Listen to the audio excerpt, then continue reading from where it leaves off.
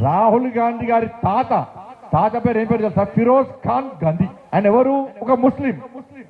ఇవాళ కాంగ్రెస్ పార్టీ వాళ్ళు ఏమంటారు అంటే రాహుల్ గాంధీ పక్కా బ్రాహ్మణ్ అంటున్నారు. ఎట్లా బ్రాహ్మణ్ అవుతాడు? రాహుల్ గాంధీ తల్లేమో క్రైస్తవురాలు. ఎవరు? ఏం పేరు? సోనియా గాంధీ.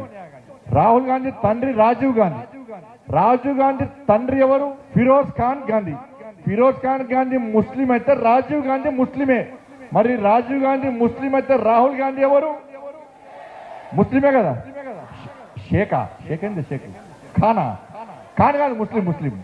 ఇలా కాంగ్రెస్ వాళ్ళు బ్రేకింగ్ చూసిన టీవీలలో, అరే తండ్రి మతము కొడుకు వస్తుంది, తండ్రి జాతి కొడుకు వస్తుంది అంటే నేను కాంగ్రెస్ వాళ్ళని గదే అడుగుతున్నా. రాజీవ్ గాంధీ తండ్రి ముస్లిం అయినప్పుడు రాజీవ్ గాంధీ ముస్లిం అవుతాడు.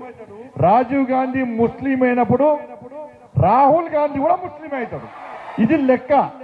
ఇప్పుడు మాట్లాడు ఇక.